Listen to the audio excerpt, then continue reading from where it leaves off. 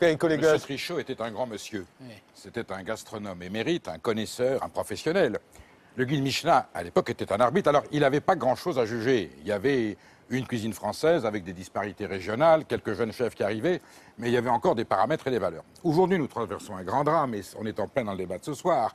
Les cuisiniers, pour des raisons qu'on pourrait expliquer, ont abandonné leur statut d'artisan, l'artisanat noble, même l'artisanat d'art, pour devenir des artistes. Des gens leur ont dit, le guide Gomillot en fut parti, sortez de vos cuisines. Ça a commencé avec Giscard. La médiatisation culinaire, le marketing, devenez des artistes, devenez des intellos, commencez à discuter. Et dans vos assiettes, faites des œuvres d'art. Nom de Dieu, faites-moi du Chagall, faites-moi du Picasso, sortez des soutines.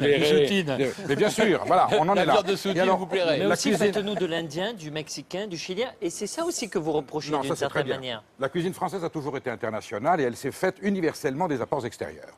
S'il y a un élément qui est anti-chauvin, s'il y a une valeur qui est profondément républicaine, c'est la cuisine française. Et la critique elle s'est enrichie. Et la critique de la culture française. Alors, mais pour l'instant, on parle de cuisine. Vous disiez qu'il y a que mais bien sûr. Non, mais attendez. Les critiques de cinéma se sont moins intéressés à ce qui se faisait chez eux, français, qu'à ceux qui venaient d'ailleurs, et ils ont apporté beaucoup de cinéma américain, mexicain, chinois récemment, etc. Je vous dis même la cuisine, qui est considérée comme un des parangons j'allais dire, du patriotisme, une forme de chauvinisme, nos terroirs.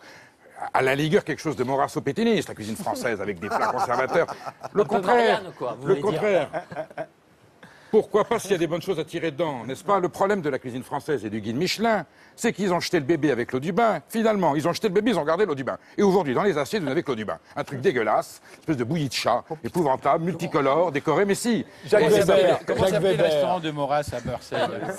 Les mets de Provence, c'est M. Brun. Jacques Weber. C'était Brun. Vous êtes allé, les Bruns. Oui, monsieur Brun. Non, on est inquiet. Moi, ça me rappelle étrangement les grands débats autour des critiques de théâtre. Et c'est pour ça que on sait très bien qu'il faut qu'ils haussent le ton et qu'ils exagèrent un peu pour exister. Donc parfois, on a droit à des assassinats en règle pour exister. Mais attendez, non, mais je sais. Simplement, à une époque, ils avaient la place de s'exprimer et prendre le temps réel que nécessite une critique. Moi, ce qui me rend fou, ce qui me fait hurler, ce que je n'accepte pas, c'est qu'on me donne des notes ou des étoiles.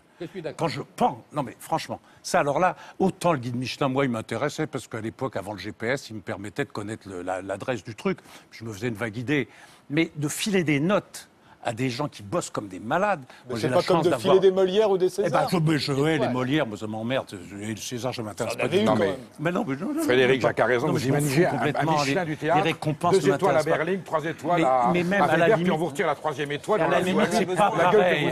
À la limite, les Molières, c'est distribué par des gens ensemble, les Césars aussi. Mais nous filer des notes ou des petits sourires ou des petites haines et nous assassiner ou même nous encenser en 2 mots, c'est inadmissible et c'est aussi inadmissible pour les restaurants. J'ajoute que ce qui est très amusant, c'est que le Michelin mettait 3 étoiles et 20 sur 20 à des gens il y a quelques années. Je pense par exemple à M. Marc Vera, qui est un génie, un type magnifique de la cuisine, et qui là, d'un seul coup, essaie de refaire quelque chose et on l'oublie complètement. Donc tout ça vaut mieux en rire qu'en pleurer, quoi. En rire, mais enfin, il est considéré partout comme la Bible. Oui, d'abord, effectivement, le guide Michelin est la référence. Mais après, là où je ne suis pas d'accord avec vous, c'est que celui qui lit la critique, que ce soit critique de théâtre, de film ou d'un restaurant, doit aussi comprendre que c'est subjectif, que c'est un regard, un moment. C'est une idéologie. Donné. Comment faire? Non, c'est une idéologie. Il faut vraiment dire en dessous de l'étoile. Je vous signale que mes étoiles sont subjectives. Alors, mais elles sont subjectives. Elles sont subjectives. Il n'y a pas de laissez-le finir. Pascal Thomas, laissez finir. Moi, je veux bien qu'on soit assassiné. Moi, je veux bien une page pour qu'on m'assassine. Ça m'est d'ailleurs très souvent arrivé. Mais quand on m'assassine en 2 lignes et qu'on me met un 5 sur 20, alors je dis, allez, va fendre. Est-ce que tu imagines l'attaché de presse qui va voir Fritz Lang, qui dit « Ah, monsieur Fritz Lang, c'est formidable, dans Télérama, vous avez le petit bonhomme qui sourit. » Sinon, le problème, c'est que le Michelin, c'est le seul tribunal qui n'explique pas ses verdicts. Il n'y a pas d'attendu, les notes tombent, un jour vous avez 2 ou 3 étoiles, vous ne savez pas pourquoi, un jour on vous les retire. C'est comme si la Légion d'honneur était provisoire. Mais là, on a vu dans le reportage qui date de 1976, à l'époque, on pouvait aller voir le directeur qui vous expliquait. Mais on peut toujours aller voir. Mais attendez, mais je veux savoir, moi, public, quand on me dit vous allez mettre 200 ou 300 euros dans une addition, là, il faut le faire, maintenant, il ne faut plus le faire. Mais pour quelle raison? Et le restaurateur qui s'est défoncé pour avoir des produits irréprochables, cette année, c'est un jeu de massacre. Je voudrais qu'on nous explique publiquement, on est à l'époque de la communication, il y a Internet, il y a des sites partout, de quel droit le Michelin pour lesquels, une fois de plus, j'ai le plus grand respect, parce que je suis un amoureux déçu. Qu'est-ce que Ça ce s'en serait parle sinon tout à l'heure. Mais non, mais je voudrais qu'ils redeviennent ce qu'ils ont été. À l'époque où il y avait une espèce de cohérence, il y avait un professionnel. Aujourd'hui, je leur demande de commenter leurs décisions, qu'ils communiquent, qu'ils disent pourquoi. Il n'y a aucune raison. C'est une inquisition, une forme d'inquisition. C'est à prendre ou à laisser. Les sanctions tombent et il n'y a pas de commentaire. Je trouve en 2015 que c'est intolérable pour les cuisiniers qui se donnent du mal, les investisseurs, les artisans et les professionnels. Toujours pour les artistes, rien pour les artisans. Mais la plupart du temps, les critiques de cinéma non plus, ou les critiques de théâtre... Ils écrivent. Non, mais ils ne partent pas de l'intention de l'artiste. Non, mais il y a différentes critiques. Ce serait absurde de juger les aventures de Rabbi Jacob comme on juge il y a la critique Balthazar de Il y Bresson. a la critique de... Non, tu dois juger un film pour ce qu'il te propose. Voilà, mais en fonction t'as de la critique l'intention. de réflexe, t'as la critique de réflexion, t'as la critique des professionnels, qui est déjà beaucoup plus dur que la critique des critiques. Et pour la critique, c'est la chose la plus compliquée qui soit. Absolument. Alors, il faut 2 secondes, je termine. Borges disait, il faut 3 siècles de poésie pour faire un bon critique. Alors là, il faut 3 siècles de gastronomie pour faire un Frédéric bon Martel. critique. Ce qui est vrai, c'est qu'aujourd'hui, on change d'époque en même temps, et vous le savez très bien. La critique, je dirais, élitiste, top-down, comme on dit, qui part du haut, qui est toute précise, toute avec sa grande puissance. Ça, c'est le guide Michelin dont vous parlez là. Absolument, mais c'est pareil pour le cinéma, c'est pareil pour le critique littéraire, c'est pareil pour les suppléments littéraires, les suppléments cinéma, etc.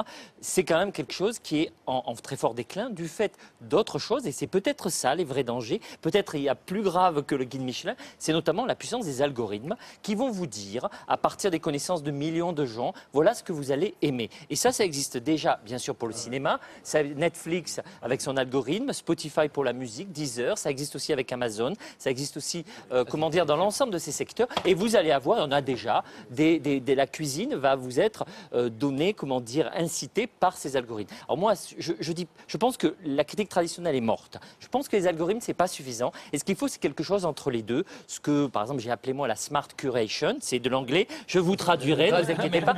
C'est-à-dire, la curation, c'est un mot français. Et smart, ça veut dire intelligent. Voilà, voilà. Et j'allais être méchant, mais je ne l'ai pas été. Non, concrètement, c'est comment est-ce qu'on peut utiliser la puissance d'Internet, la puissance quand même des algorithmes qui peuvent être utiles dans certains cas, mais en même temps l'être humain. C'est-à-dire le saltimbanque, mais aussi l'individu, les mathématiques, mais aussi les lettres, pour permettre à des jugements dans une époque et c'est ça le vrai risque. C'est pas tellement Michelin le problème, je crois. Ce qui est intéressant, c'est que... C'est un détail, parce que moi, je n'y connais vraiment strictement rien. Et à chaque fois que je vais faire le guide Michelin à des gens, moi, ils ne l'ont pas lu.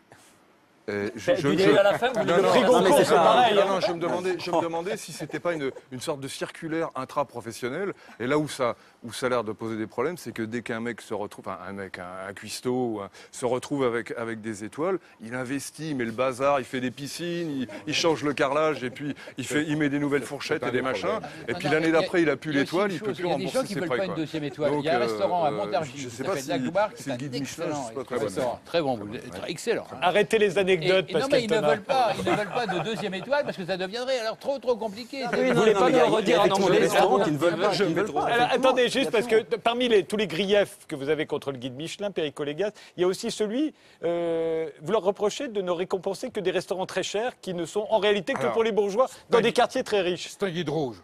On pourrait le croire prolétarien, voire marxiste. C'est fini, ça, c'est fini. Les étoiles sont données dans les quartiers de luxe, des restaurants c'est très un peu chers. typé, non? Il y a de la sous-main, il y a du... C'est encore autre chose. Pas de diffamation. C'est-à-dire Autant que pour moi, le autant pour Michelin, moi. plus que jamais, moi j'ai connu un directeur du guide Michelin, il s'appelait Bernard Negelen, il m'a dit mon rêve, ça serait de donner 3 étoiles Michelin à un routier, avec une nappe en papier découverte en inox. Parce que l'étoile, c'est l'étoile de bonne table. C'est pas l'étoile du prestige, c'est pas l'étoile du tralala ni du service, c'est le contenu de l'assiette, la compétence du cuisinier. Or, si un bistrot est le meilleur de tous les bistrots de Paris dans sa catégorie, la meilleure auberge de campagne, le meilleur restaurant chinois de poisson, il a droit à avoir sa 3e étoile. À ce titre-là, le meilleur des routiers de France, il y en a eu parce que les routiers étaient des restaurants formidables, aurait pu avoir sa 3e étoile. Eh bien non, ils se remettent tous les ans en cause en disant il faut effectivement, parce qu'eux reconnaissent qu'ils ont une forme de sclérose. Ils disent on va évoluer. Chaque fois, je vois un responsable du Michelin, il dit vous avez un peu raison, mais laissez-nous un peu de temps, il faut s'adapter. Bon Dieu, est-ce qu'ils peuvent un jour sortir de leurs problèmes de classe, de restaurants de luxe, de ce qu'on appelle le bling-bling? Tous les 3 étoiles de Paris sont majoritairement dans le 8e autour de l'Élysée ou dans les quartiers chics. Et en tout cas, les restaurants 3 étoiles sont des restaurants au bas mot qui sont à 250 à 300 euros l'addition. Voilà. Oui, non, ça, c'est un vrai problème. Non, mais c'est un vrai problème. Non, c'est pareil sur le prix, c'est un faux débat. Aujourd'hui, vous pouvez manger pour 70-80 euros dans quasiment tous les 3 étoiles français. Ce qui est très bon marché. Le midi, donc non, mais il faut aussi être correct. Il y a un menu déjeuner quelquefois à 70. Il y a des menus déjeuners qui sont des menus d'appel parce que la gastronomie a profondément évolué, parce qu'effectivement, il y a une tension par le prix qui est très très forte et qu'aujourd'hui même les 3 étoiles Michelin baissent leur prix. Le soir, on est effectivement sur des prix conséquents, mais il y a un service, il y a des produits. Bon. C'est aussi ce qu'on vient rechercher. Donc effectivement, il y a une sorte d'arbre en France qui part de la Côte d'Azur sur les racines, qui monte le long de la National 7 et qui est à Paris, et puis un petit peu les branches, où effectivement on voit la grande gastronomie. Après, je reviens sur les algorithmes. C'est un peu le piège du Michelin. Le piège du Michelin dit on ne juge que l'assiette. Nos étoiles ne sont liées uniquement à l'assiette. C'est faux. Pierre et Collégas, vous dites que c'est faux, je vous rejoins à moitié. Et l'autre moitié à peu près aussi. Mais néanmoins, aujourd'hui, l'expérience du restaurant, elle est loin de se contenter qu'à l'assiette. Aujourd'hui, on cherche une ambiance, on cherche une atmosphère, on cherche de la musique, on cherche un type de service. L'assiette n'est plus l'alpha et l'oméga de l'expérience du repas. Et là, le Michelin, effectivement, a aussi un petit peu de mal à dire on ne regarde que l'assiette. Et en réalité, effectivement, il ne regarde pas que l'assiette, il regarde les investissements.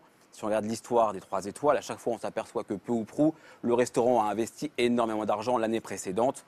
Et ce n'est pas forcément faux cette année encore. Comment voulez-vous que ça soit bon marché, puisque pour avoir une étoile, il faut 1 million, 2 étoiles, 2 millions d'investissements, et 3 étoiles, quasiment 3. Tout s'est toujours passé comme ça. Moi, c'est simple, c'est facile. 1, 2, 3. Voilà. Ouais, c'est là où c'est pas si facile que ça, parce que sinon, il suffirait d'avoir beaucoup d'argent. Certains chefs pensent qu'en investissant beaucoup, notamment, je pense à un chef qui est à Bordeaux, qui a déjà beaucoup d'étoiles à travers le monde, je pense que chacun l'aura reconnu, qui a déjà dit on aura 3 étoiles d'ici une année, parce qu'il a mis beaucoup d'argent. C'est un peu plus complexe que ça. Alain Ducasse au Plaza vient de le voir. Il y a des cuisiniers qui ont eu 3 étoiles Michelin dans des régions où il n'y avait pas une forte fréquentation touristique. Ils ont déposé le bilan, je ne vais pas les citer parce que le Côme, on l'accable toujours, il est très connu, c'est un immense cuisinier.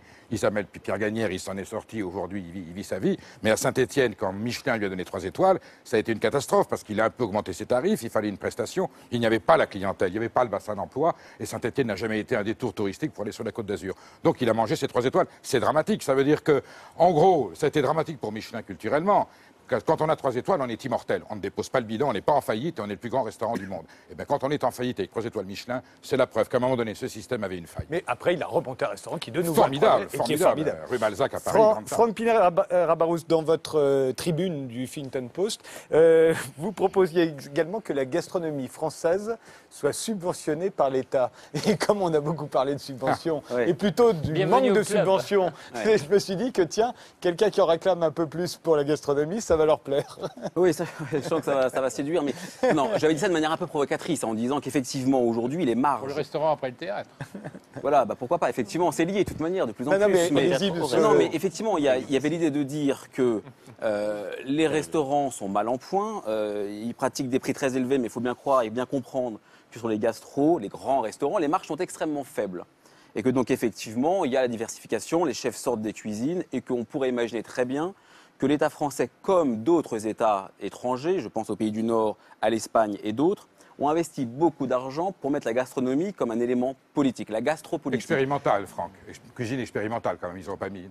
Là où je serais d'accord avec vous... Parce que sinon, en France, ils vont donner de l'argent à ceux qui ont 3 étoiles au Michelin. Moi, je serais d'accord. C'est ce qu'on est en train de voir actuellement avec ce qui se passe chez Laurent Fabius et Alain Ducasse, où il y a effectivement une vraie volonté. Et là, les choses sont en train de changer. Je ne sais pas quel est votre regard, mais où la gastronomie devient politique sous l'énergie et l'envie très forte de Alain Ducasse et quelques autres menés par Laurent Fabius de dire la gastronomie est un enjeu touristique, est un enjeu donc de devise économique pour faire venir du monde et donc aidons-la puisque de toute manière elle est critiquée en France comme on le fait un petit peu là, elle est critiquée par un célèbre classement qui est le classement du 50 Best qui délaisse les restaurants français, on ne va pas en parler ce soir. Classement international qui décide un grand classement international. On les connaît. Et donc voilà, donc on dit la gastronomie française est la meilleure. Aujourd'hui, elle commence à être dépassée à droite et à gauche.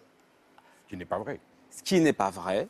En tout cas, il y a une réflexion à mener, mais ce n'est pas vrai. Et donc, des hommes politiques disent ce serait peut-être pas mal qu'on mette un peu d'argent, et c'est ce qui va se passer probablement, pour aider la gastronomie en France. Alors, si Laurent Fabius est aussi adroit avec la gastronomie qu'avec la politique étrangère, la politique étrangère, vous êtes mal barré. Je serais d'accord pour une subvention. La cuisine française, c'est quoi ? C'est la représentation de notre patrimoine, notamment le patrimoine agricole. Il n'y a pas de cuisine française, il n'y a pas eu de gastronomie sans paysans et sans agriculture. C'est quoi la cuisine française? Ce n'est pas le fait que nous ayons des cortex ou des dispositions intellectuelles ou génétiques qui fait que nous soyons des génies culinaires. C'est parce que la France est un pays agricole, c'est un pays de paysannerie, avec une diversité, un patrimoine alimentaire prestigieux, une diversité de produits, une diversité de paysages. Et ce grand magma a fait en sorte qu'il a fallu mettre en valeur tout ça. Et ça a créé le génie. C'est la fonction de la terre, c'est la fonction de l'air, ce sont cette géographie qui a généré ce patrimoine et qui a fait des grands cuisiniers. Donc je serais d'accord pour que l'État dise nous subventionnons les restaurants qui utiliseront des produits qui préserveront ce qui est aujourd'hui essentiel dans les salons d'agriculture. Nos paysans sont en train de mourir. Et la vitrine de la paysannerie, c'est la bonne alimentation, la bonne bouffe contre la malbouffe. Donc tout ce qui peut aller dans le sens de la préservation de ce patrimoine agricole, des artisans merveilleux que nous avons en France, qui ferment leurs portes les uns après les autres. Ce pays est en train de crever de la mondialisation industrielle avec les grands groupes, alors que nous devrions vivre du prolétariat rural qui nous a fait grand et qui nous a fait géniaux. Charles Berling, subventionnons cette... Et Sophie Pérez, qu'on n'a pas entendu. L'applaudit, fils de paysan. J'allais justement parler de ça, c'est-à-dire que... Subvention. Non, c'est-à-dire qu'est-ce qu'on mange, quoi. C'est-à-dire, c'est ce qu'il dit est très important. C'est-à-dire, est-ce que, encore une fois, les grands tuyaux, les gros abreuvoirs, les mangeoires, n'est-ce pas, qu'on nous propose, parce que aller un peu, enfin, je parle pas de la viande, des abattoirs, bon, c'est-à-dire, ce qu'il dit est très important. C'est-à-dire, comment bien manger, mieux manger, et là, après, pour que ça ne devienne pas une gastronomie très élitiste pour Happy Few, très cher, et puis après tout le reste de la population qui est traitée juste, on leur file à bouffer de la merde, quoi. C'est vrai. Et donc ça, c'est vraiment un des points très importants. Franck sera d'accord pour dire que le bistrot parisien, la bistronomie parisienne est porteuse de ces valeurs. Des plats simples de saison, il y a des guides de locaux. pour ça. Et il y a des guides mais ils expliquent pourquoi. On demande juste l'explication, on demande le droit de savoir. Et avec le Michelin, on ne sait rien. Et le drame, il est là. Moi, je pense qu'il faut qu'on se batte pour faire prendre conscience aux citoyens français que l'avenir de la France réside, la solution, elle n'est pas forcément culturelle, pas forcément économique. S'il y a un point sur lequel aujourd'hui un citoyen français, indépendamment de Wall Street et des grands cours et de Bruxelles, peut intervenir dans la vie quotidienne, c'est la façon dont il mange. Au moment où vous mettez la main sur un produit alimentaire, vous votez.